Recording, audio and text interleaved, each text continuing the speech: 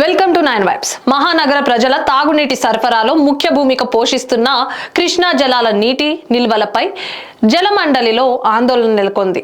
కృష్ణా బేసిన్లో ఈ ఏడాది సరైన వరద నీరు లేకపోవడంతో రాబోయే 6 నెలల పాటు డిమాండ్కు తగ్గట్లుగా కృష్ణా నీటిని అందించడం ఎలా అని అధికారుల్లో తర్జన భర్జన మొదలైంది.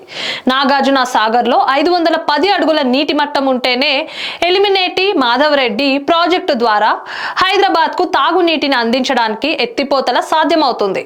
అంతకంటే నీటి మట్టం తగ్గినట్లయితే అక్కడ పంపులను నడపడం సాధ్యం కాదు. ప్రస్తుతం సాగర్లో 521 అడుగుల నీటి మట్టం ఉంది. ఇదే తరుణంలో 2 తెలుగు రాష్ట్రాల నీటి అవసరాలకు గాను 505 అడుగుల వరకు నీటిని వినియోగించుకునేందుకు ఒప్పందం కూడా జరిగింది. ఈ క్రమంలోనే జలమండలి సాగర్లో 510 అడుగులు ఖచ్చితంగా మెయింటైన్ చేయాలని ఇరిగేషన్ శాఖకు లేఖ రాశారు. ఒక పక్క లేఖ రాస్తూనే మరో పక్క సాగర్ 4 షోర్ లో అత్యవసర మోటార్లు ఏర్పాటు చేసి హైదరాబాద్ కు నీటి అందించే ప్రక్రియపై కసరత్తు చేస్తున్నారు. ఈ మేరకు దాదాపు 2 కోట్లతో అత్యవసర పంపింగ్ కు టెండర్లు పిలిచేందుకు రంగం సిద్ధం చేస్తున్నారు.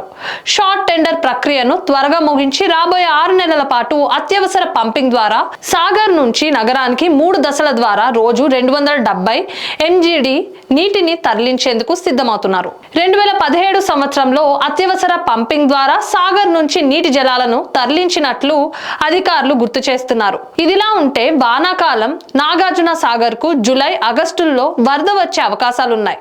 అంటే దాదాపు 7-8 నెలల పాటు ఉన్న నీటి నిల్వలతోనే సరిపెట్టుకోవాలి. ఏపీ ధోరణ చూస్తుంటే కనీసంగా 15 TMCల నీటినైనా వాడుకునే అవకాశాలు కనిపిస్తున్నాయి.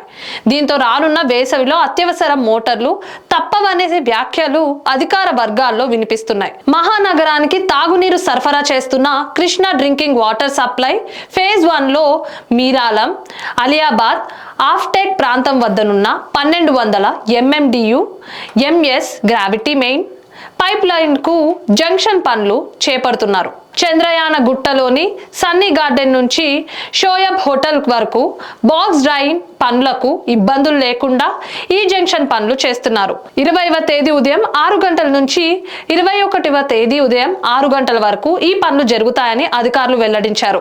ఈ 24 గంటల పాటు పలు రిజర్వాయర్ల పరిధిలోని ప్రాంతాల్లో నీటి సరఫరాలలో అంతరాయం ఏర్పడుతుందన్నారు. మిశ్రగంజ్, బహదూర్పూర్, కిషన్ బాగ్, జహానుమా, మొఘల్పురా, దూరల్ ఫిషా, సుల్తాన్ సాహి, పత్తర్గట్టి, అల్జుబైల్ కాలనీ, అలియాబాద్, గౌలీపురా, తలబ్కట్ట, రియాసత్ నగర్ ప్రాంతాలలో నీటిని పొదుపుగా వాడుకోవాలని అధికారులు కోరారు.